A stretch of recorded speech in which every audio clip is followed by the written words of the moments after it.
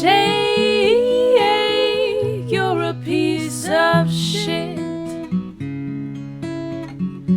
A piece of shit. Oh, Jay, you suck. Hello and welcome to another episode of Talking to Myself. I'm your host, Letizia, and this is the podcast where I look into a camera and I talk to myself. Hey, how you doing? How's it going, everybody? Hope you're doing wonderful. Hope this is a fucking fine Monday for you.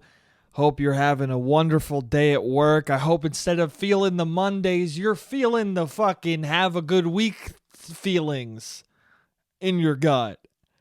I hope instead of feeling the Mondays like Garfield, you're scarfing down a lasagna like a happy Garfield, you know? I hope that you're having a good day.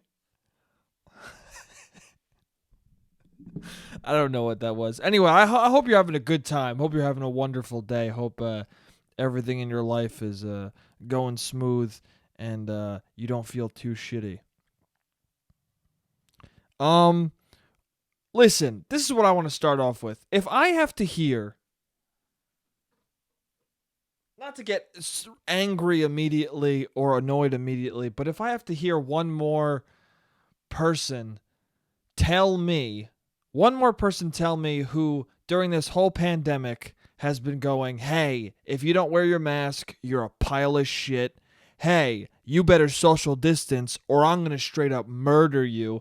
Hey, if you go to the beach, you're a fucking piece of shit. Stay home. Why are you at the beach? There's a pandemic. If I hear one more of those people tell me, hey, I had a pretty good day today. I went to the beach. It was great. It was really great to get out there. I was at the beach. If one more of you motherfuckers tells me that, I'm going to strangle you. I'm going to kill you and I'm going to kill everyone you know. Now, am I going to do that? No, obviously, that's a joke. But at the same time, well, are you out of your fucking mind telling me that? Are you out of your mind posting a selfie of you at the beach with no mask on when all you did was talk fucking shit?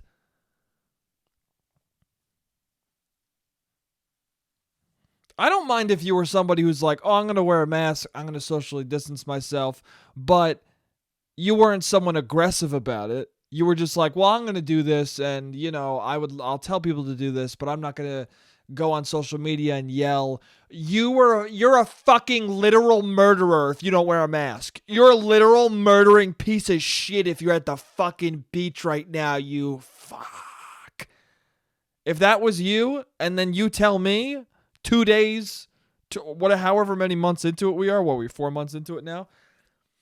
You tell me now, while like people are still dying of it, while it's still a pandemic, you tell me now, hey, I just went to the beach. Hey, man, you can't go to the beach.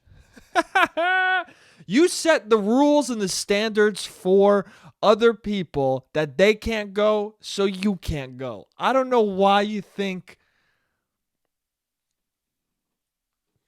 Hey, man, I heard you huff and scoff at other people going to socially distanced get-togethers, and then you tell me that you go to the beach and you expect me to have a straight fucking face about it?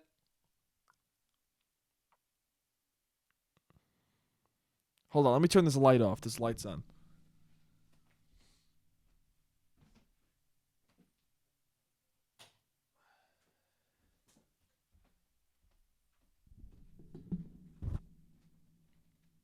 That's better. Sorry about that light. Anyway, you tell me that with the beach, bro?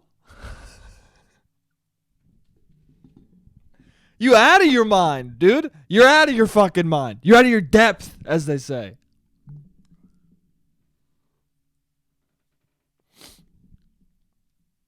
What is that? What is the instinct with that? Like, where does that come from? Somebody being it's so bold. It's so bold to so aggressively shit all over people and then do the thing that you were shitting on. Listen, man, I think people should wear masks. I think people should socially distance, but I'm not yelling at you that you're a piece of shit who should die if you went to the beach, okay? So if I go to the beach now, it's whatever.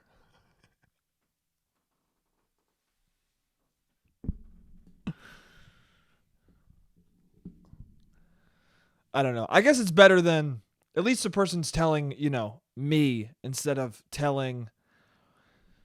posting on social media. That's weird. I've seen a lot of that, of people aggressive with the social distancing stuff, enforcing it on people, and then straight up taking a picture with their friends or a selfie around their friends of them at the beach with no masks on. People all over the beach, pretty close, no masks on. Like, here's the thing, too, is that the beach, I don't know. I don't know what the thinking is. I don't know if people are just like, hey, it doesn't matter. Like, I was yelling about it so much that you can't say shit to me. Like, I don't know what their reasoning is in their head where they're like, nah, it's cool. I'll post this picture of me at the beach and no one's going to think I'm a weird hypocrite. Like, no one's going to be like, what the fuck? And again, these people are my friends. I'm not, they're not bad people. But at the same time, come on, dude. Come on. To be so blatant about it, having a great time. I can see how far away the people are from you. It's not a socially distanced amount. It's a beach amount, The beach is already, if it's not too packed, it's already kind of socially distanced. You know what I'm saying? Like a beach on a medium day, it's already like people set up their encampments and they stay a couple of feet away from everybody else because you don't want other people listening to your conversations or fucking too close to you trying to mingle with you. If I go to the beach with the group, I don't want other people fucking coming into my group and talking to us. Get the fuck out of here. People creeping up. Hey, whoa, what do you got? Hey, you guys got a drink? No, dude. You guys want to play trash ball? What's that stupid game that everyone plays where you slam a frisbee into a trash can? Murder ball? Dumb fuck ball? Dumbass ball. Stupid fucking game ball. You guys want to play frisbee fuck? No, dude. I don't want to play frisbee fuck. Get 6 feet away from me. Not even because it's COVID, because we're at the beach. Respect my area. You fuck. This patch of sand is mine. You can tell by the way I situated the fucking chairs that I brought. Now get the fuck out of my area. COVID or not, the beach needs to be socially distanced, okay? For social reasons. Socially distanced for social reasons, dude. When fucking the pandemic ends, social distancing should not stop, in my opinion. You should be able to pick who gets to be socially distanced from you. I think social distancing should be a mandate for human interaction. Not a law, but it should be an unwritten rule that we all understand. Hey, keep 6 feet from me unless I explicitly ask you to come closer. Let's all keep 6 feet from each other unless we're friends or we both lock eyes and are like, all right, I'm willing to get close.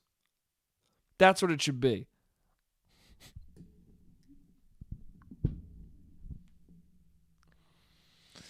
I don't know, man. I don't know what the fuck I'm talking about. Anyway, have fun at the beach. You can go to the beach, man. I don't know. It bothered me for like 2 seconds. Then I was like, that's great, man. You had a fun time at the beach? That's awesome. I'm happy. I'm happy you had a fun time at the beach. I'm happy that I'm seeing people who are very concerned about the pandemic, being a little bit more social now. Not that I'm saying you should get buck wild, but I'm saying, it's nice to see people even with not letting the pandemic ruin people's lives, where we can still be social, be active, even though be social, be active, and also be responsible at the same time, I guess. I don't know. I don't know what the fuck I'm talking about. I don't know. I just feel like more people are getting out there. More people are doing things, which is nice to see. I went to an art gallery. We all wore masks in the art gallery. It was a tiny fucking spot. It's like 4 or 5 people in the gallery, so It was easy to stay away from people. But it's also weird because people still fucking people talk to you the same way, you know? It's weird. I don't know. I feel like I've become less nervous because of the mask. Because no one sees my face. So I don't feel the pressure to smile or to laugh or to do anything. My face can be whatever it is. No one sees it. So when someone's saying something stupid, I can just look at them like, what the fuck are you talking about? And all they see is my eyes. So I can have my eyes be like, yeah, while my mouth is like, what? No, I can't. You can't. Never mind. I can't physically do that. You can't physically have your mouth be independent of your eyes, I don't think. Because I just was going, what? And my eyes changed completely. Did they not? They did. If you're watching this podcast and not just listening to it, you just saw my eyes went fucking squinty when my mouth went, what the fuck are you talking about? I don't think people were noticing, though. Here's what I'm saying. There was this guy at the fucking gallery who sucked. And I felt bad for him. And this was the first time I realized this because we were drinking wine, right? They were serving wine at the gallery, which is always a weird thing because you're like, okay, we all have masks on, but at the same time, we're taking the mask off to sip the wine. So then our masks are off. And then people were like indoors, had the masks half on or half off. And then when we went outside, everyone just took them off immediately. It was a very weird, no, I didn't like, all this shit's so weird where it's like, what is the right thing to do? What do people feel comfortable with? I don't know. What do I feel? Because I'm a very easygoing person. And I already had COVID.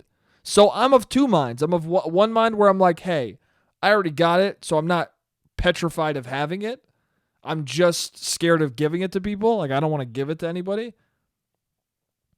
But I guess I'm less likely to even give it to people because I already had it. You know? There are some people debating whether or not it comes back. But most of the research that I've seen seems like it's likely not to come back and you got those antibodies. But I don't know. At the same time, you know, I don't want to be wrong about that. Give somebody the vid. But it's so hard when you're in people's presence to see what the fuck they think is the right thing to do. So at this gallery, it was like everyone leaves, their masks are off. But the moment people go inside, it's back on. But now if you're drinking wine, and then some people were like, oh, I was doing a move where I was pulling it down. Other people were pulling it up. I don't know why the fuck you would pull it up. There was this weird old man at the gallery who kept pulling it up, like up over his nose. What the fuck, dude? And at first I was like, oh, am I doing it wrong? Because that's just my brain. I go, oh, so this guy's older than me and seems like he has more money, so he must know. That is the subconscious, like, psychological thing going on in my brain. This guy's got a scarf and a collared shirt, and he's lifting it up, so I must be doing it wrong.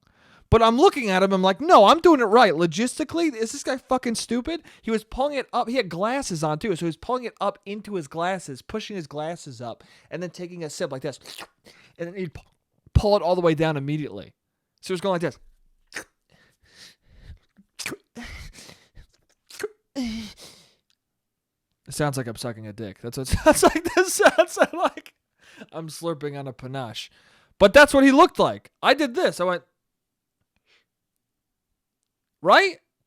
If you have a handkerchief, it rests on your neck as like a scarf kind of thing, and then you pull it over your nose. What the fuck was this guy doing? Going up his face and shoving it into his eyes so he could have a sip of wine for 0.2 seconds. What are you doing, dude? You got a collared shirt, you got a scarf, you own glasses? Make better decisions. Okay? You're fucking fairly stylish. You seem like you got some money. What are you pulling it up into your eyes for? Anyway. But, so this was the first moment where I was like, damn, dude, this mask is bad for some people. Because I was thinking, like, for ugly people, this mask is sick, right? Because if you have beautiful eyes but an ugly fucking face, you're killing it right now because no one can see your face. They just see your eyes and they think you're beautiful as shit. They think you're a handsome motherfucker. But I encountered the opposite the other night. at the gallery of like this kid hair. His haircut was like a balding mullet. It looked bad, dude. Looking at his hair, he looked like a fucking 52-year-old man. It was not good. And then by the way his voice sounded, he sounded weird. He sounded like a child. This guy had the hair of a 52-year-old man. He sounded like a 15-year-old boy in high school. But then when he pulled down his mask, he looked like fucking like a chill hippie. So I felt bad for this dude because every time he pulled down his mask, I was like, oh, okay, that's the spot where I could see that women have kissed you. You know what I'm saying? That's the spot where I can see whoever you're into, they date you sometimes. But the rest, his mask was covering up the only features of his face that made him fuckable. You know what I'm saying? And that's rough, dude. That's rough. Okay? That could be happening to me, dude. I don't think I have the best eyes. I think I got fucking tiny, weird, owly eyes. Okay? I'm telling you. People have told me I look like an owl, and I don't disagree, dude. I got owl fucking eyes. I got those tiny, razor sharp, I'm going to spot you from 90 miles away and fucking spin my head around and kill you. Eyes. Those are the kind of eyes I have. I have hunter's eyes. No, I don't. That's me trying to make him sound sick. Dude, that's what I should have said. Somebody in high school was like, "You look like an owl." And I took it hard, man. I got fucking offended. I was like, "What owl? What the fuck?" Immediately I thought about how like thick an owl looks. I was like, "Dude, they're calling me fat for sure. They're calling me they're saying I look weird and I'm chunky." But really, now as I'm older, I think it's more of just like, no, I got owl's fucking eyes. And now in this moment, I'm trying to make it sound cooler by being like, oh, owls are hunters, bro. They're vicious predators. I have a fucking hunter's eyes. But no, that's me softening. I got tiny eyes. That's what it is. I got tiny fucking eyes. Okay?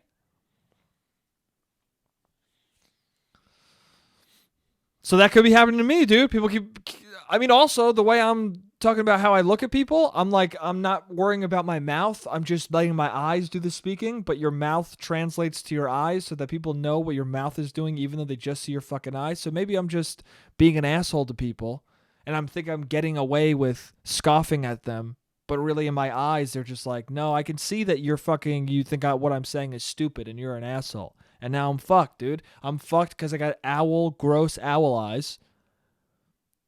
Okay? People can't see the bottom of my face. People can't see the fucking dimples. They just see my goddamn owl eyes. These dimples are the only thing that make any girl be like, "I'll talk to him." And no one can see them, bro. I'm finding out how much my dimples make me approachable. A friend of mine said this to me one time, and I think it's true. He goes, "I think you get away with half of the stuff you say because you have dimples." And I was like, "Hey, man, you might be onto something." I feel like half the time people only know I'm joking because they see my dimples and they go, "Oh, well, he must be kidding." The dimples are letting me know it's friendly and letting me realize like, "Oh, no, that was a joke. Oh, ha, ha, ha. Yeah, you know what? That was funny." Without the dimples, I'm just a straight-faced psychopath.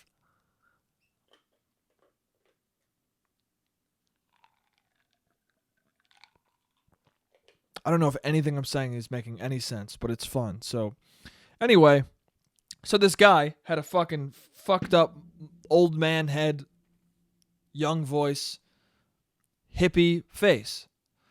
And I felt bad. Because his best features were underneath that mask, and I think that's rough for people. I think it's rough for people who got a nice mouth, nice fucking facial hair on their face, maybe a dimple or two. I think it's fucking them up. This guy, he had a solid beard, or like goatee thing he had going, like a goatee into a beard, into a rough beard. It looked good, man. His nose was like big in a way that was attractive, you know? I'm telling you, right here was why people have sex with him, and no one's seeing it. That's rough, dude. That's rough. They're just seeing this weird thing he's letting grow out in the back for some reason. I don't know why he's doing that. But anyway, that guy sucked. He's the one. I don't know if he knew I was like everything he was saying. I was like this. I was just like, what? But I kept saying like, oh yeah, no, sure, yeah, yeah, yeah. But my eyes and my mouth. I mean, my mouth like this was the whole time. I guess you could see that in my eyes. Fucking the hard squint as my mouth is like, what the fuck? He started talking randomly about like, oh yeah, I used to deliver. Somebody said, oh, didn't you used to deliver to this place? He goes, yeah, I used to deliver liquor all the time, but I fucked up my back, and now my back's fucked up, and like I hurt my neck, and I was out of commission for a while. Anyway, I'm worried about the pandemic. It seems like nobody knows what the fuck they're saying. And anyway, I don't know. The vaccine might be coming soon. I work for a Viagra company, and they say that shit's coming in October. Dude, you're all over the map, dude. I have no idea what to believe. I don't know what the fuck you're saying. You're going from one topic to the other like a crazed man. I don't know. I don't know what the word for it is, but you're jumping all over the place. And then at the same time, on top of that, you're just saying things that are strange. What? You work for a Viagra company? Okay. Why do they know about the vaccine? Why are they telling you? What do you do for that company? You used to deliver alcohol and you hurt your back? How the fuck did that happen? What were you delivering? Kegs? What's going on, dude? This guy was like all premise, no details. He was just like, hey, this is a topic. This is a topic. This is a topic.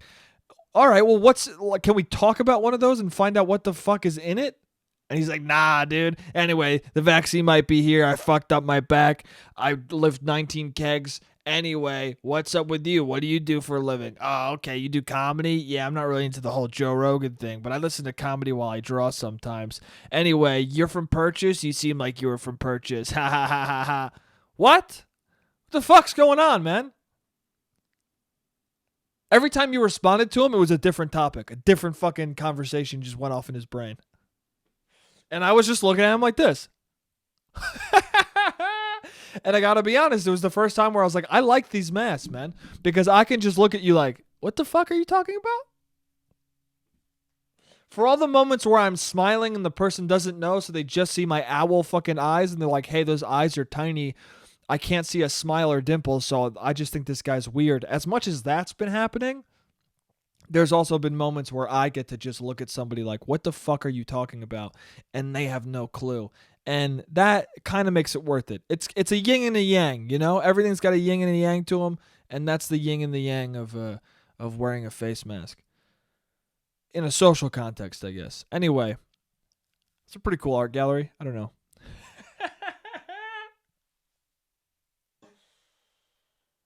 I don't know, man. Dude, Facebook keeps showing me memories, dude. I'm sure I might have already have said this on the podcast. I'm not sure. And I'm sure this is just not an original thought by me. Like, I'm sure many people have already talked about this or said versions of this. But, like, with the Facebook memories, like, stop. Okay? Facebook, I don't need you to remind me that 8 years ago I was a piece of shit, okay? I don't need you to remind me that, like, in high school I was a angry little boy who fucking sucked. All right? I don't need to be reminded of that. You don't need to remind me that, like, hey, dude, you should delete your Facebook.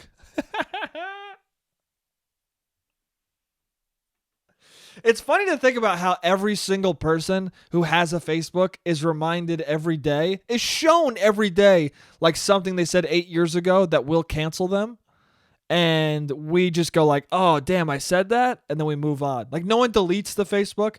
Facebook is actively showing you like, hey, man, you might want to delete this whole fucking thing. This is all the shit you said when you were 14, you idiot. And instead of deleting our Facebook, we read it and go, oh, shit, that was fucked up. But people will understand, right? Flash forward a year. Jake said this when he was 10 years old. Jake said this when he was 16. No, yeah, I saw. Facebook reminded me that I said that the other day, and I was like, that's fucked up. Yeah, but we found it. I'm like, no, yeah, Facebook found it way before you. I agree, it's bad. That's why I didn't share it. That should be a barometer for whether or not people can cancel you or get angry at you for things you used to say. If it popped up, Facebook should keep records of what they show you in the memories. And if you didn't share it, that shows that you've changed as a person. If you said some fucked up shit and Facebook reminded you of it and you didn't share it, that means your reaction was like, man, dude, that was fucked up.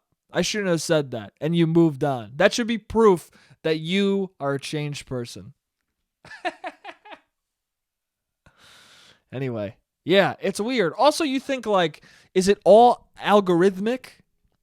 Or are people like digging, or do they have like departments of people just digging up people's old memories? Like they look through your, it must be all an algorithm. Because I can't see somebody looking and being like, hey, you wrote a really angry thing about women when you were 14 years old. You want to share that now?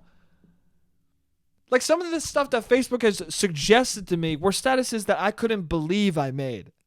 Just me being an angry incel, pretty much. What we would define as an incel are some of my old Facebook posts. Just me angry at ladies. Just angry. Just being a little fucking idiot. A disgusting little runt. Just being like, fuck women. Like just, the most hack, cringy bullshit. So if it's an individual who's doing that, I don't know why they're doing it, but it's kind of fucked up. If it's a person being like, hey, I'm going to send this to this kid. That's weird.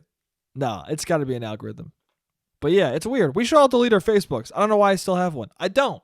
Every day I'm like, let me just delete this thing. Why the fuck do I have this?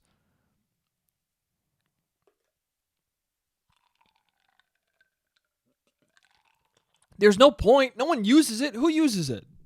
I mean, I do use it, but why?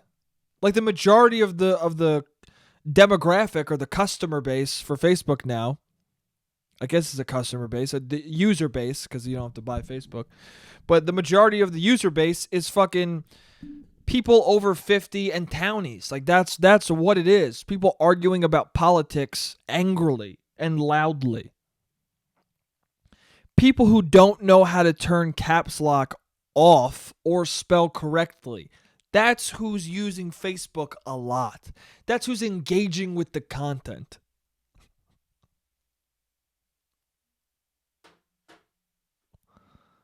So why the fuck am I using it? I do not know. Anyway, the timer just ran out. It didn't go off because I got ahead of it so I wouldn't get scared the fuck out of by the timer going off. It must be. I should make a supercut of me jumping at the timer. It's such a loud fucking noise. Ever since I got this new iPhone, this iPhone scares the shit out of me every time I have an alarm on. Anyway, none of that matters. I'll see you guys in the second half. What's up? I'm back. Hey. So, I guess while we're on the topic of Facebook, I also wanted to talk about this last week, and then I didn't get to it. But hold on, let me take a sip of water.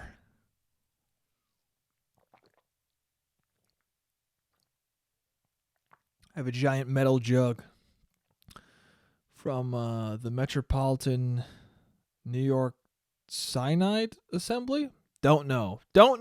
Found it in the condo. Don't know where it's from. Don't know how it got here, but I'm drinking water out of it because it holds 1.5 fucking bottles of water. How many liters is that? Don't know, dude. I'm dumb. But you can fucking blow into it. You can play the jar with this. Fuck, I can't do it. Never mind. I fucking made a fool of myself just now. I don't know if you heard anything right then. It's got to be empty, I think, to play the jar. I was playing it the other day. It was fun. You ever do that? Just blow into the top of it of a jar, and it does a woo woo. You know. It sounds like a train engine sound that I just did. Anyway, this is a stupid podcast, huh? What the fuck was that? This is a dumb podcast, huh? I was just blowing into the top of a bottle, not making the sound it should make or I wanted to make, and then explaining the sound that it should have made. I'm a stupid person. Anyway, Facebook. So, this is going to sound mean, but I don't mean it to be mean. It's just... So, somebody... This is mean. I don't even know. Never mind. I'll talk about it. It feels... sometimes I have thoughts in my head, and in my head, I'm totally like, yeah, dude, like this is what everyone thinks, or this is what people will agree with. And then the moment I'm about to say them out loud, I'm like, no one's going to agree with me. Everyone's just going to be like, shut up, you bitter weirdo. Shut the fuck up. That's mean and stupid, and shut up. You're dumb. But there's such a fucking clear moment where I'm like, nah, everybody's going to agree with me. Everybody's going to be like, dude, right on. And it's never the case. It's never the case when anyone's like, dude, right on. It's always like, dude, shut the fuck up. So, somebody posted a bunch of pictures of their dog on Facebook. Okay, the other day. Posted a bunch of pictures of their dog. A ton of pictures of their dog. And this is a person who always posts pictures of their dog. They've done it their whole life, as long as I've seen them on Facebook, which is for fucking years, which is frightening to say because it shows not just how much time I've been alive, but how long Facebook has existed, that I can be on it for fucking 10 years. I've probably watched this person on Facebook I've diligently watched this person post their dog photos. No, I've been friends with this person probably for like 7 years on Facebook at least. She posted a picture of her dog. She posted like 10 photos all at once, right? And immediately it was like, I loved Larry, Lucy, Gino, whatever, Sarah. I don't know I forget what the dog's name is. Gimbo. I loved Gimbo so much. Gimbo was the best dog. That's the first thing it says. 19 photos and Gimbo was the best dog. So immediately in my brain I go, oh, this dog's dead. I go 20 photos. Gimbo was the best dog. They're dead. She's dead 100%. Okay? So in my brain, I go, all right, 3 sentences from now, it's going to be like, R.I.P., miss her so much, she was a great dog. Okay? I read 4 sentences. Gimbo was the best dog in the world. I love her so much. She was so good. She brought me so much joy. We picked her up when she was 10 years old. And then I see this. Read more. Read more? You click it. It's fucking 3 paragraphs work. 3 paragraphs work. This is fucking karma, dude. I'm fucking stroking out right now because I'm talking about some fucked up shit. That's karma, bro. Karma's making me look like a dumbass because I'm shitting on this poor person who dogs died post. Listen. I feel bad that her dog died. I'm sorry for her. She's a nice lady. That dog seemed fucking dope. But I don't need to click read more for your dog being dead. Do you know what I'm saying? Like, no one, why are you, who's this for? You know, who's this post for? Is it for, who are you talking to?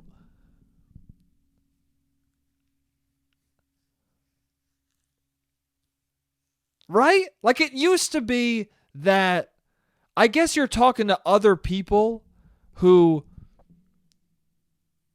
the person died, right? Or I guess you're talking to other people who knew the dog and being like, hey, letting you guys know she's dead and I'm sad about it and this is why I loved her. You know, it's a social media eulogy for all intents and purposes. That's what it is. But it's just weird because people like me are there.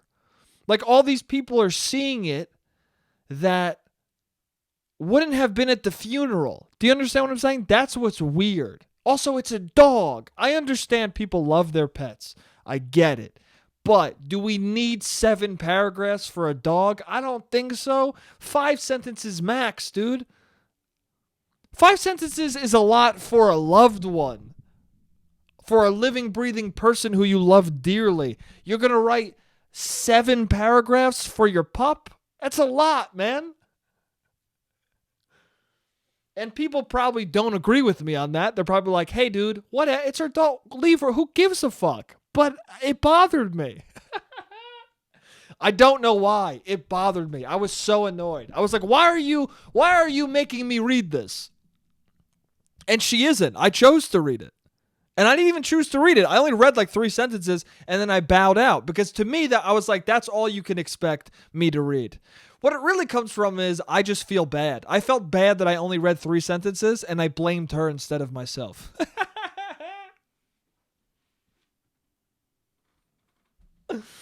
What really happened is I got annoyed at myself for not caring enough to read everything she wrote. So then I, instead of being like, damn, dude, why didn't you just read everything she wrote or be okay with the fact that you didn't? I instead got annoyed at her and was like, why are you writing so much?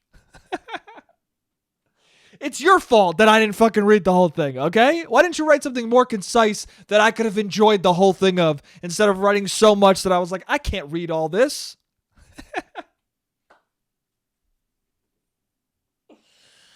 R.I.P. to Gimbo. R.I.P. to Gimbo. Whatever. I'm an idiot. I'm dumb. R.I.P. to Gimbo, which is not the dog's name, but I like that name. I'm gonna name my dog Gimbo now. I don't know. Maybe I'm just a shittier person. Maybe that's what it comes down to. I'm just a shittier person, and I got less to say about a person.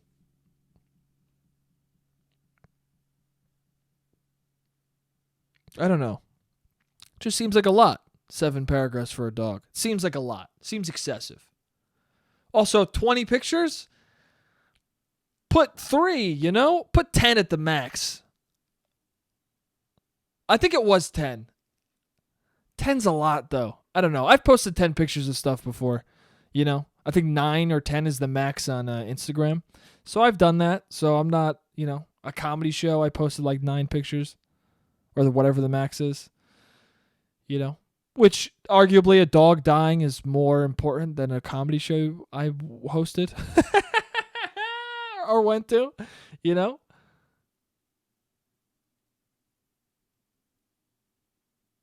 But I don't know. I guess I just find it weird the eulogies we do with death, with people dying, or animals dying. Animals too. I don't know.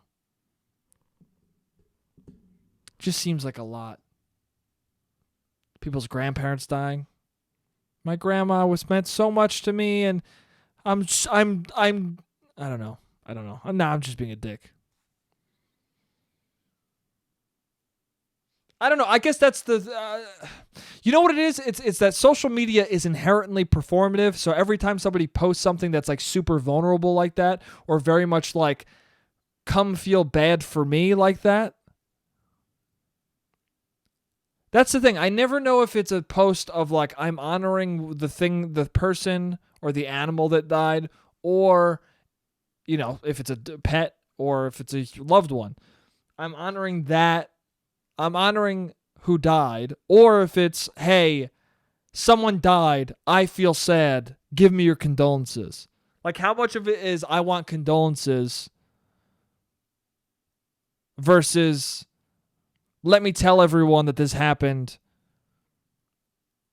so that everyone knows, and let's just have a place on the internet where everyone can honor the fact that this person existed and meant something to them. I guess that could be it.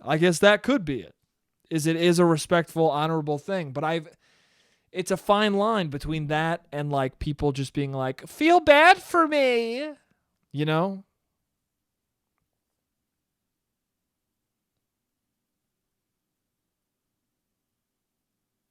I don't know. It's hard to know. It's hard to know someone's intention when somebody dies. It's hard to know. There's so much selfishness. I've seen so much of it. I've talked about this many times on the podcast. I've seen so much of it firsthand of people just being selfish as fuck when somebody dies, making it all about them. And it's hard in the moments when somebody just died to not focus on that.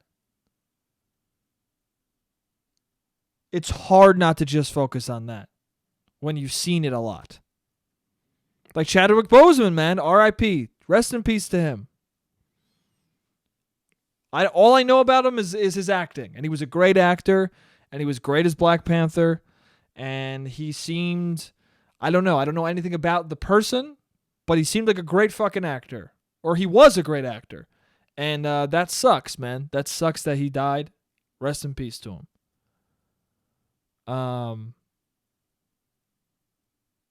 Yeah, that's all I can say. I don't know. Even with that though, it's like people already. I'm seeing posts that are just like, this hurts, and it's like, does it though? Or like it doesn't. I don't know if it hurts you that much. You didn't know the person. I don't know. See, it is what it is. People can mourn how they want to mourn, but I don't know. Sometimes it's not mourning. It's attention grabbing. You know, it's like, ooh. It's almost like the person's excited.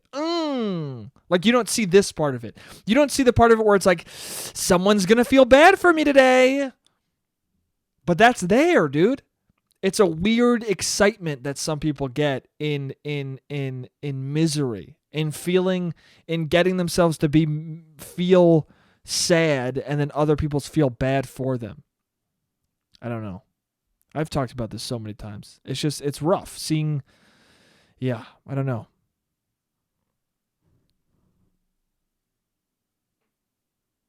But RIP to Chadwick Boseman. Another interesting thing, listen. Dude, he just died. It's fucked up. It's really fucked up. RIP to him. Again, great actor. But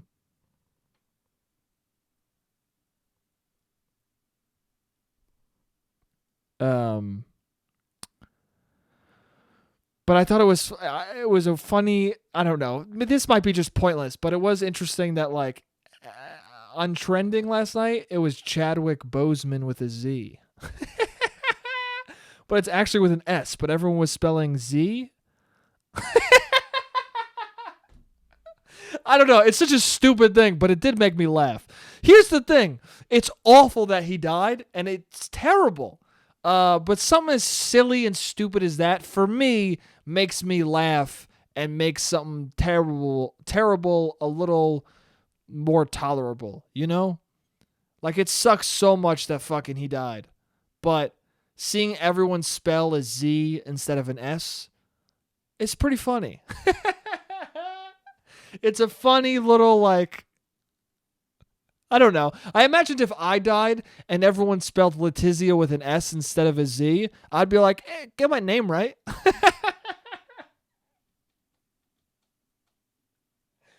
You know, you guys loved me that much. You know, you loved Black Panther. You loved me. But, you know, it's a Z, not an S. Like, do you think Chad? I don't know. It's me just being silly and stupid, but it is spelt wrong. It is funny to see somebody be like, this guy meant so much to me. This is fucking heartbreaking. R.I.P. Chadwick Boseman with a Z. I cared so much about this guy whose last name I'm about to spell incorrectly. And then so many people, and that's the funny thing too, is that you could tell that so many people must have just saw on Twitter everyone writing Boseman with a Z, so they decided, like, oh, let's do Boseman. They didn't even give it a Google. They just went like, oh, that's how everyone's spelling it. That must be how people spell it. Let me go fucking. They can't be wrong. All these people who are writing heartfelt things about Chadwick Boseman must be spelling it right. No, they're not. Excuse me, I coughed. They must be spelling it right. They have to be. Nope. Not according to Google. Not according to how the name is spelled. But anyway, I don't know. I just thought it was a little funny thing. And yeah, I would be up in heaven being like, come on, dude. Get my name, get my fucking spelling right. You watched Black Panther 20 times and you don't know it's an S? Come on, dude. Especially when this tweet is going to be the only thing you do to remember me. Get my fucking name spelled right. Now for the rest of my death, everyone's going to think it's with a Z? Dude, come on. There's a fucking mass influx. There's so many people getting this wrong that my name has a Z now. Fuck. Anyway, R.I.P., man. R.I.P. to him. I just thought that was I don't know. If you're feeling bad right now and feeling sad, maybe that will make you laugh a little bit. I don't know. Anyway, that sucks, man. That fucking sucks so much. That's so young. 43, died of colon cancer. That fucking sucks. Poor guy, man. Hope his family's doing all right. Hope they're okay. Hope they, it's a hard time to lose somebody, you know? That young and that, like his family must fucking, I can't imagine that right now. I hope his family's doing okay. Hope you guys aren't listening to this podcast. But I hope you're doing okay, and I wish you guys the best. And yeah, I loved what your son did to his parents. Loved what your son did. Again, I don't know why I'm addressing them directly like they fucking listen to this. Somehow, I don't know. I love you. Your son did a great job, and he meant a lot to a lot of people, and a lot to a lot of young kids, and yeah, he had an impact on a lot of people, and most people don't, and I think he had a positive impact on people. So, rest in peace to Chadwick Boseman, with an S. Anyway, I don't know. It's just funny. It's like when Patrice O'Neal died. There was a news report that was like, he was a great comedian. He was on the roast of Charlie Sheen. He did this. He did that. He died of diabetes 2 nights ago or whatever. He was a great comic that will be sorely missed and loved dearly. He was 14 years old. Which I think he was 41, and the guy flipped it to 14. And like that's hilarious, dude. Like it's little things like that when somebody dies, you hold on to those little things, and they make you laugh in a time of despair, man. It's good. It's moments like that that are I think what make people resilient, and it shows like what makes comedy and laughter so important is that like something like that can make you laugh at a time where you lost a best friend, or you lost your son, or you lost somebody very close to you, and stupid fucking silly little things like that can make you laugh and make you realize like, all right, you can keep going. I think those are I think laughter, I don't know. It's talked about to death nowadays, but I think that's why people get so sensitive about controlling what you can joke about, because so much of joking about difficult things is continuing the resilience of the human spirit,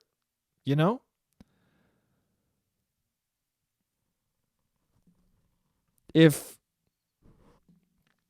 laughter is what gets you through the day, laughter is what makes you able to overcome things. It just is. And it can be something as simple as people writing a Z instead of an S. It can be something as simple as that lets you laugh in a shitty time, in a shitty moment. And I think we need those laughs. We need to be able to laugh in bad times and bad moments, so that, and it doesn't mean you laughing doesn't mean that you are mocking or making fun of or shitting on the tragedy that happened. It means that you're laughing in spite of it,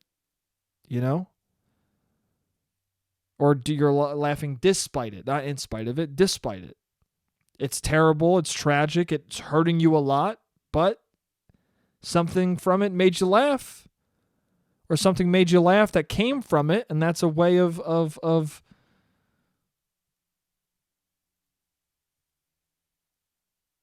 of just mourning, I guess. I don't know.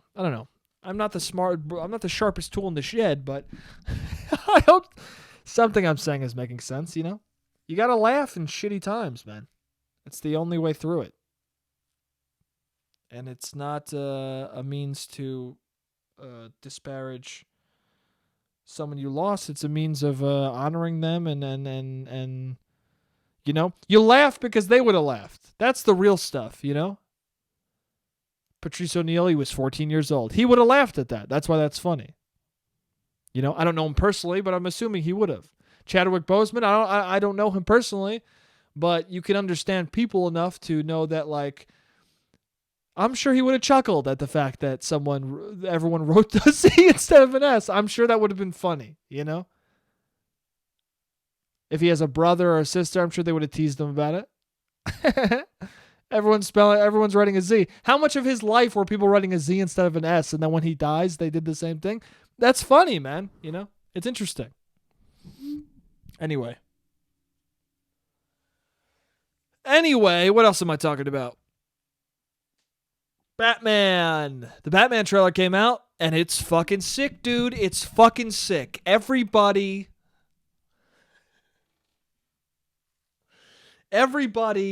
shit on Robert Pattinson. Not everybody. What happened? What's going on with Robert Pattinson?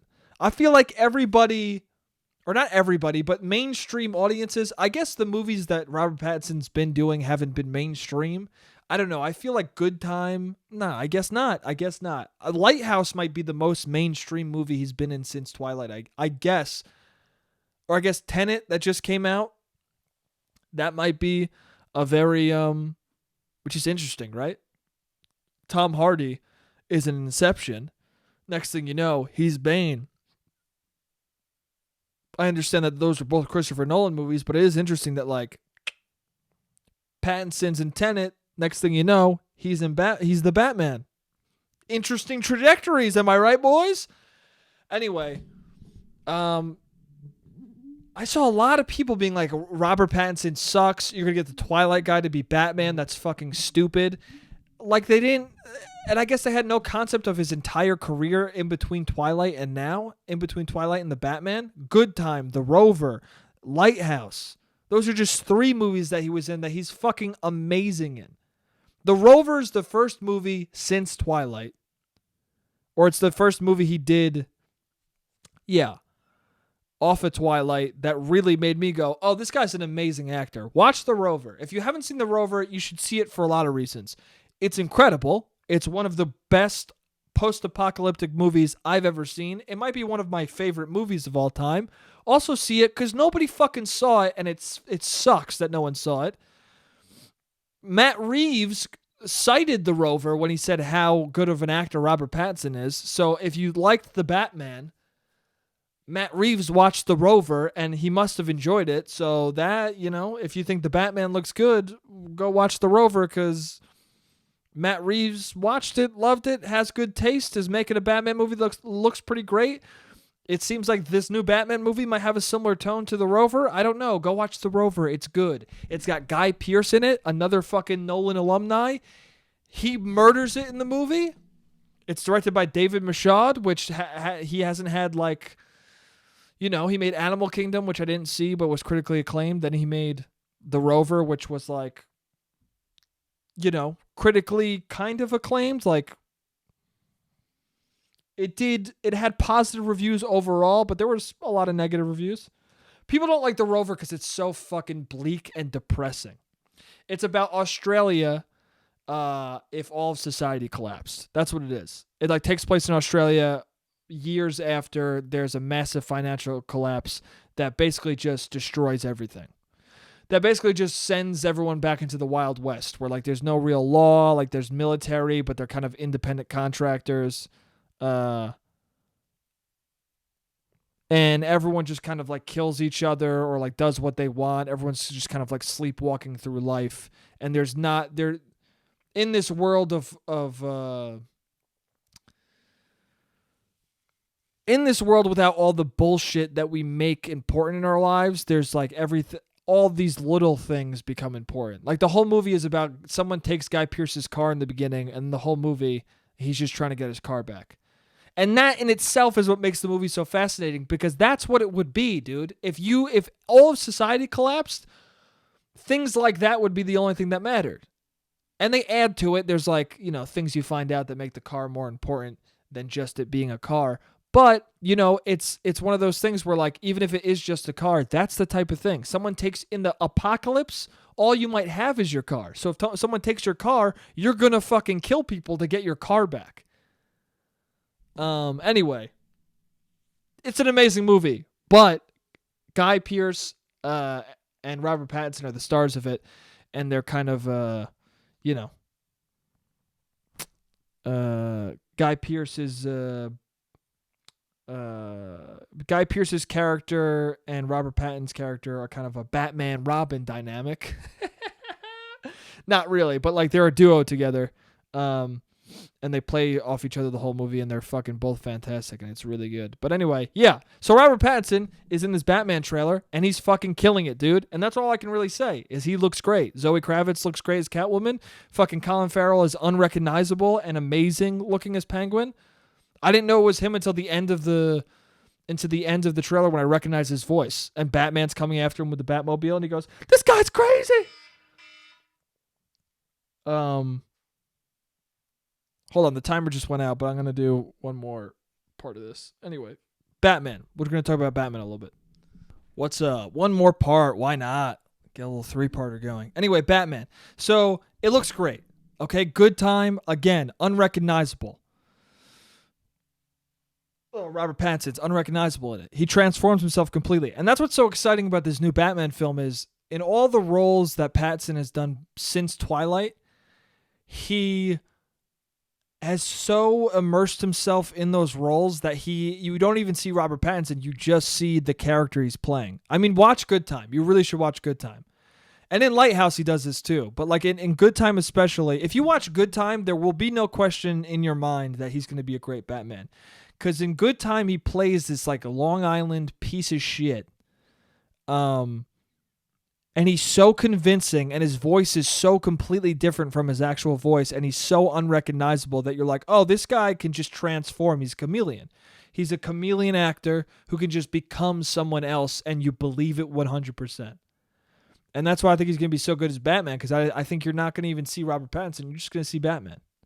And in that trailer, I mean, that's what I saw. I just saw a young Batman. That's all I saw. I think he did it so well. And I'm so glad they did that fucking scene where he gets the Arkham Asylum combo meter and he beats the fuck out of that henchman.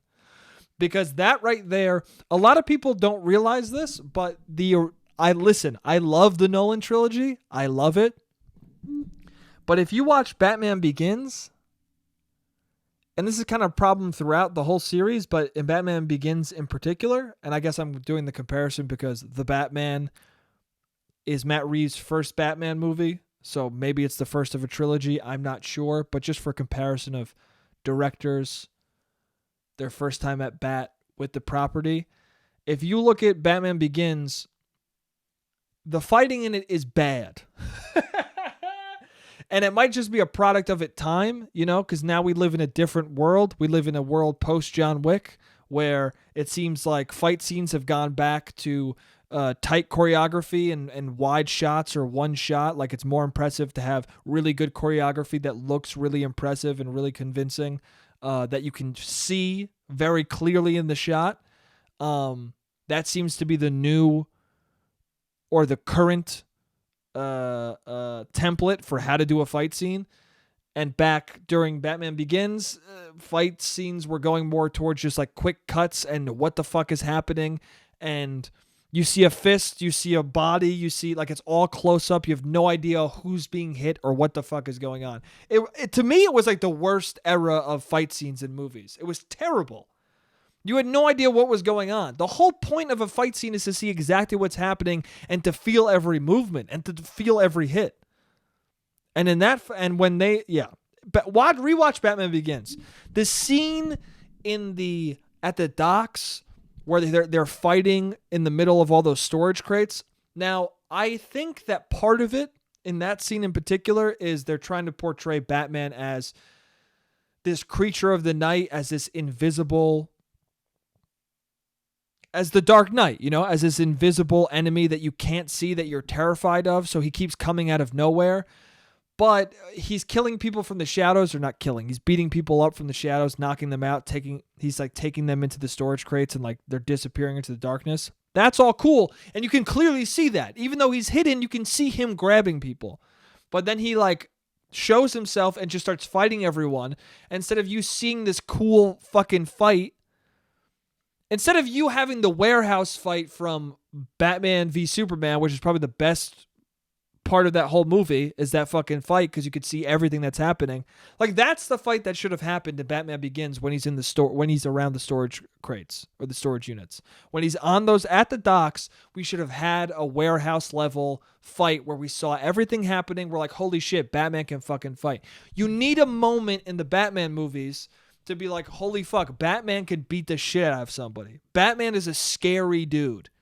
And I think Nolan got away with it because he made Batman a scary dude by having him like kill people in the shadows. Not kill people, not because he doesn't kill people, but beat people up in the shadows or pull them into the shadows and pick them off one by one. He pulled that off. He pulled off the horror aspect of Batman, but he didn't pull off like the sheer brutality of him, of like how he can fucking just be,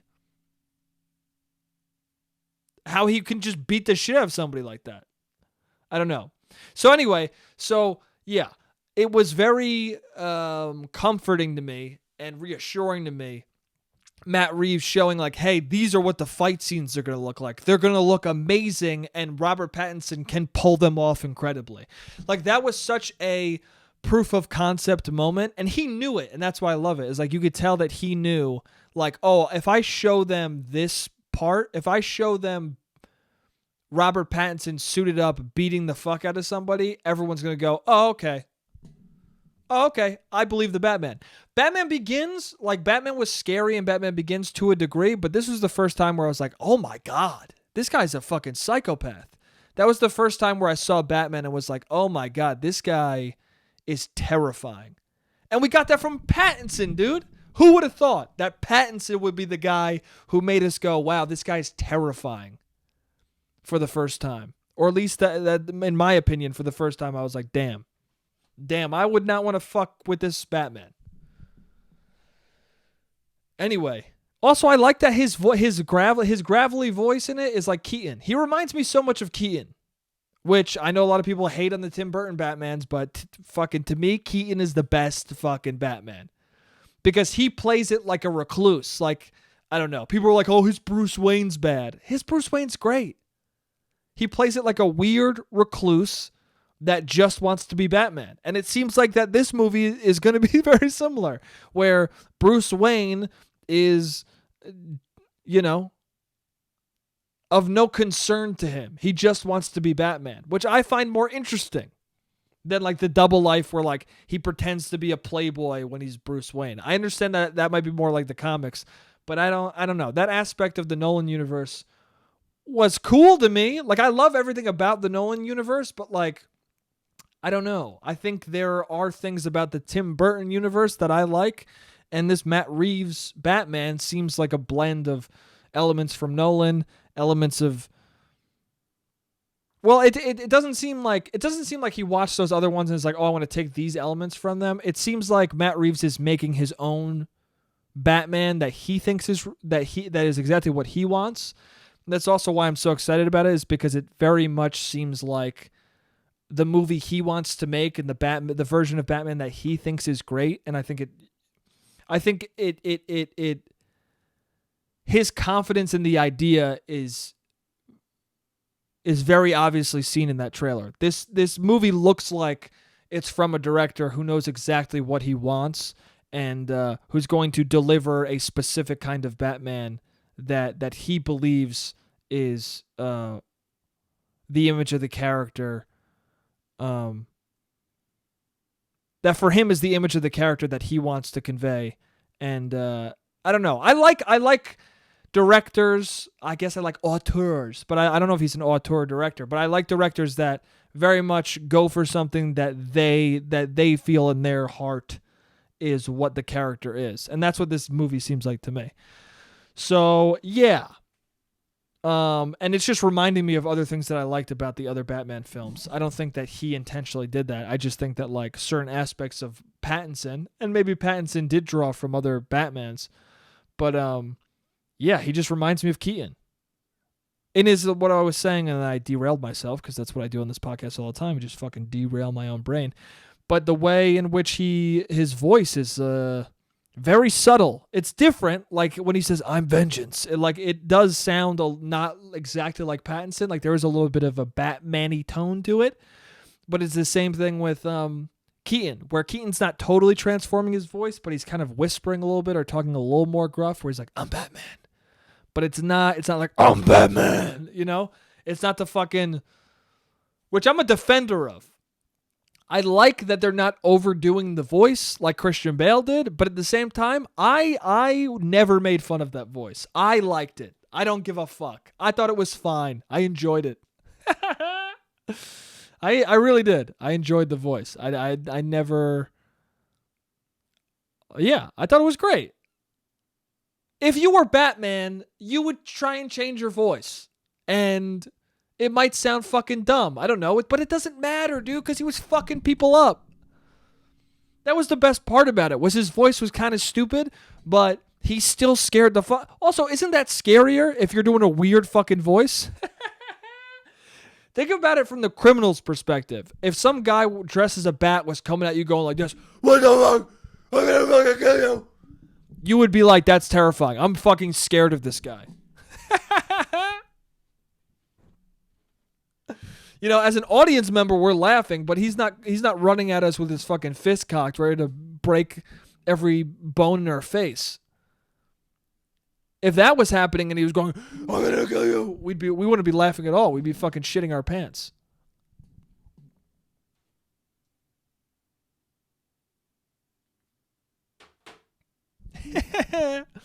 Anyway, yeah, I think the Batman looks great. I really do.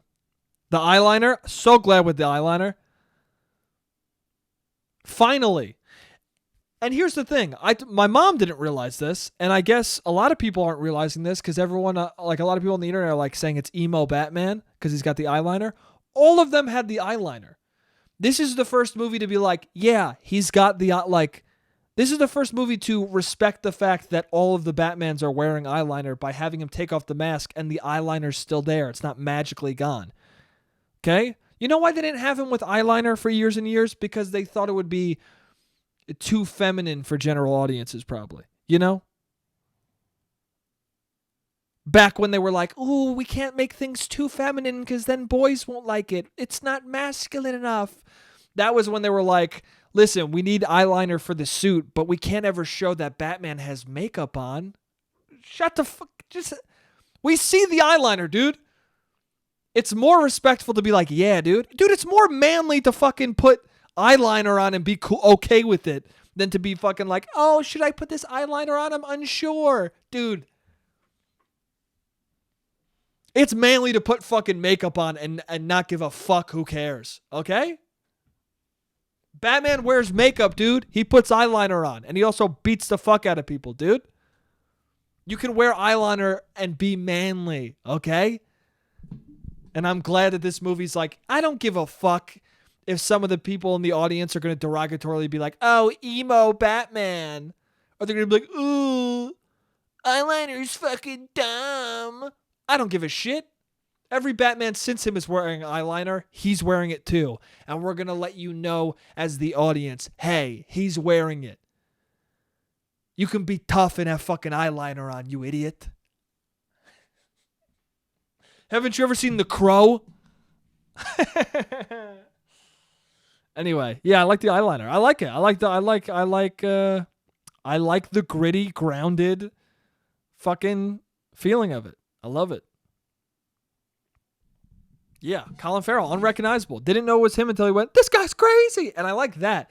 I like the fact that I saw that watching the trailer to this movie, at the end of it, Batman seems like the biggest psychopath out of all of them. I like that. I like that Batman is the most terrifying person in the movie. Because that, he is. That's what I've always got the sense. That's the sense I always got from the comics and from from what the character is supposed to be is that the villains are terrified of him. And that's his whole point. He wants to instill fear in his enemies. Even the Joker is terrified of Batman.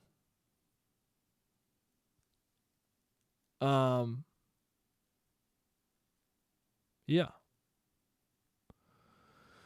Well, the Joker's not in it, but anyway, yeah, seems great. Seems like a storyline about police corruption. Very timely. Batman's getting very timely with it. Yeah, I don't know. It seems like a great movie. But yeah, they only shot 20 to 30% of it, so that concerns me a little bit. I hope they fucking get the whole thing done, but it looks great. I'm excited.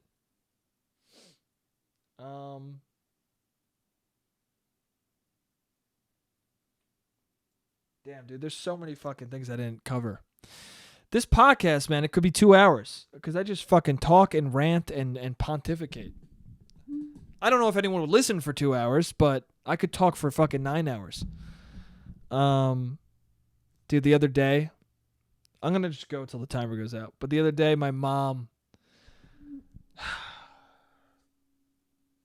and this old lady were outside, right? And I could see them from my window. And they took like 10 minutes to fuck. The woman's dog was like tangled in a leash, and they took like, it probably was a minute, but it felt like an eternity. I was watching them like try and untangle this dog from the leash. And my mom was trying to help, and the old lady was like trying to do it herself, and my mom was like trying to intervene, but she couldn't, but she didn't know how to. And I just watched this old lady struggle for, I swear, what felt like 10 minutes. It probably was only like 60 seconds to 90 seconds, but it felt like 10 minutes. It was so excruciating watching her try and untangle her dog from the leash. And then I thought to myself, hey, old people shouldn't have dogs. You know? They shouldn't. Old people forget. They can't fucking really even take care of themselves. Why do they have a dog that they're taking care of? They're going to die at any moment, and then what's going to happen? The dog's going to die too. Then they're both fucking dead. A young dog, if a fucking old lady buys a young dog, that dog's life is cut in half just by virtue of the fact that we allowed this old lady to buy a young dog. What? This lady could drop dead at any moment. Then how's the dog going to get untangled from the leash? It's not. It's going to be all tangled up just looking at its dead owner, and then no one's going to fucking know she's dead for 2 weeks because she's got no other family left. And this poor dog's going to fucking die because no one was responsible enough to say, hey, old lady, you can't buy this dog. I really think there should be an age limit. I think at a certain age, you should not be able to buy a dog. And if you do buy that dog, there should be a legal guardian who's your son or some other younger person who you sign the dog over to, so that in the event that you die, that person gets the dog immediately. Or that person agrees, like, yeah, I'm going to take this dog and take care of it. Also, that person exists as not only... That person exists as someone who, since they're signed as the guardian, that person has to check up on the dog all the time. Like once a week, that guy, or once every 2 days, that guy has to make sure the dog's doing fine. And it acts as a checkup on both the old person and the dog because that person's checking in to make sure that this old person didn't fucking croak and have this dog starve to death. Dude, this is a good system we should implement. Okay? And we call it the old dog system. And we tie it in with the movie, and then we make another movie, and we fucking create this whole system, and it's called Old Dogs. No young dogs for these old fucking idiots.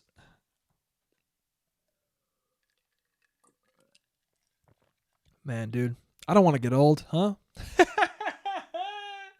I don't want to get old. Dude, my grandma's old, man. It was her birthday, and she came over the other day. And she's so old that like we were concerned about COVID. Do you know what I'm saying? She's that old. And we took the proper precautions and everything. We don't have it, and she doesn't have it, and we were safe and everything. But I was just looking at her. I was like, damn, she's making less and less sense. I was like, she's on her way out, man. That's weird. It's weird to see that. Because also, I grew up, all three of my grandparents died when I was fairly young. So at that time, I didn't have a concept of like when people were going to die. I saw a lot of people die. I saw a lot of people in hospitals, but I didn't know like, oh, this person's going to die. I just thought like, oh, you go to the hospital and then I don't know, I guess some people come out of the hospital, some people don't. Most people don't. After a while I was like, oh, okay, if you're in the hospital, you might die. But I also had like people who, when I was younger, they went to the hospital, they got a surgery, they came out. So I had a.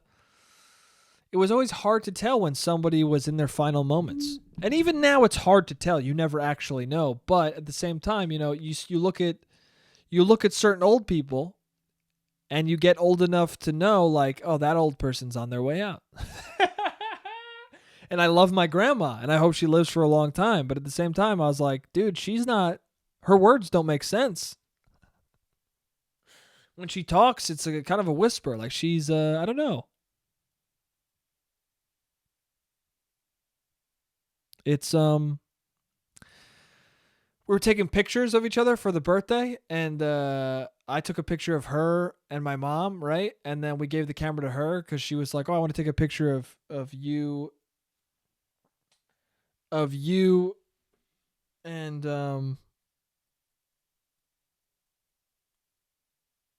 hold on, sorry.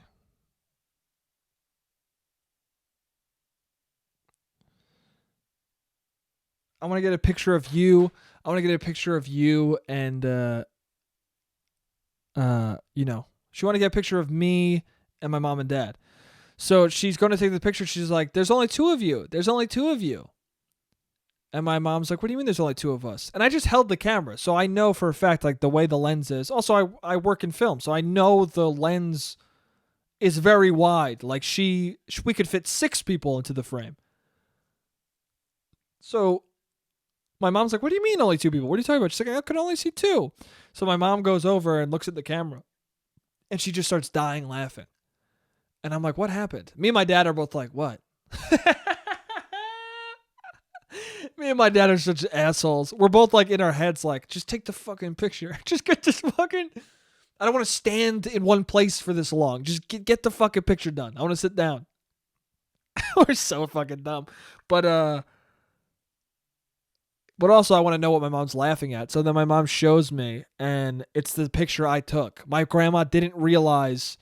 She thought she was looking at us when she was looking at a picture of herself and my mom.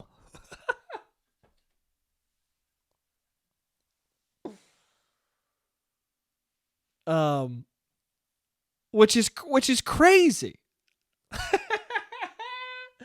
And that was another moment where I was like, damn, dude, she's on her way out. She's on her way out.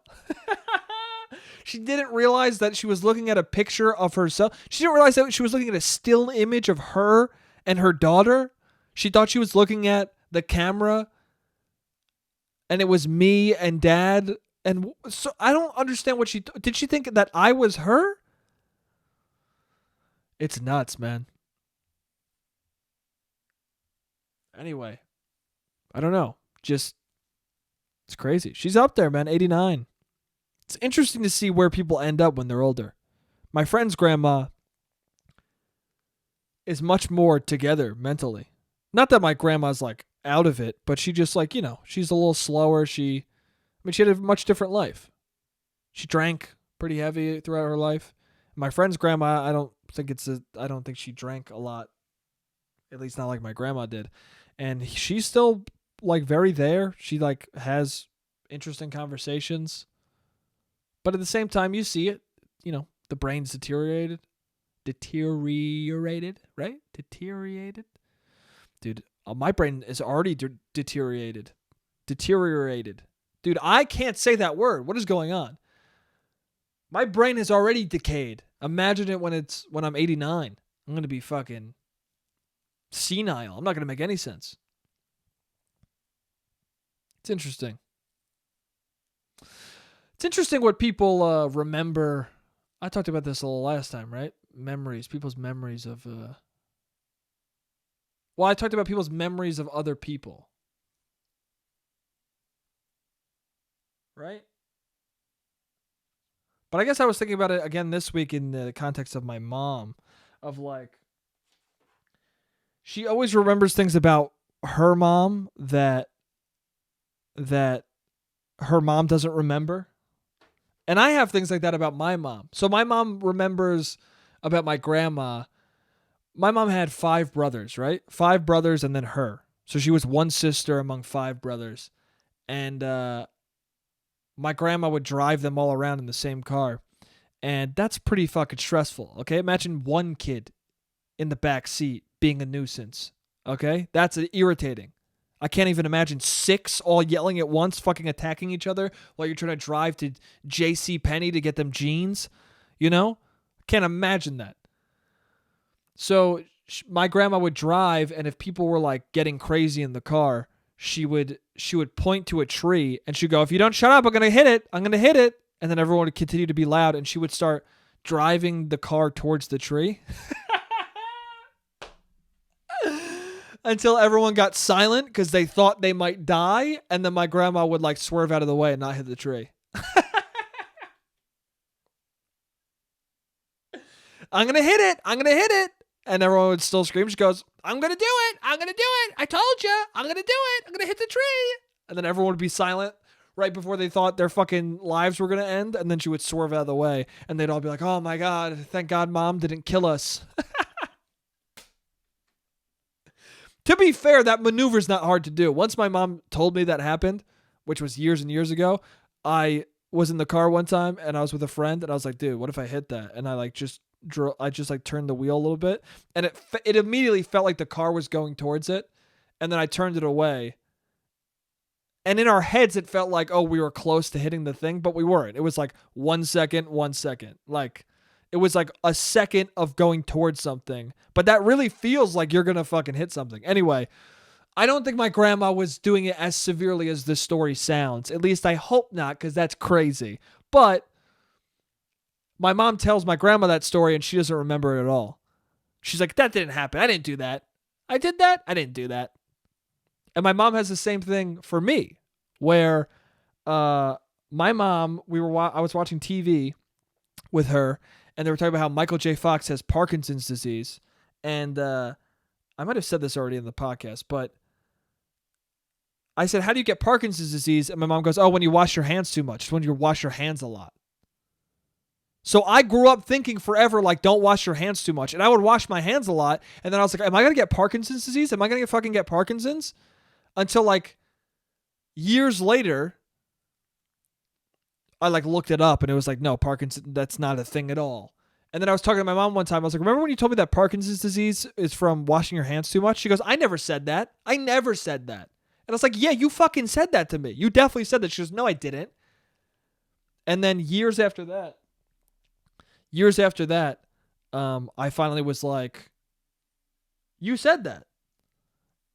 And then I realized, like, you know what I think happened? I said, this is what probably happened. You probably were thinking of OCD. You probably thought I said OCD. So then when I said, "What is Parkinson's? How do you get Parkinson's?" You probably thought I said, "How do you have OCD?" And then you answered, "Oh, it's when you wash your hands too much." And then my mom admitted and went, "Yeah, that's probably how it happened."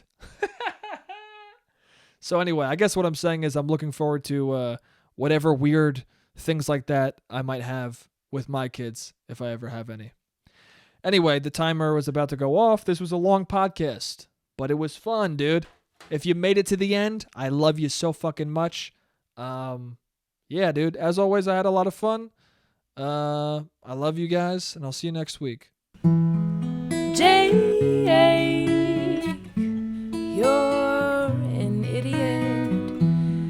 Jake, you don't make any sense. Jake.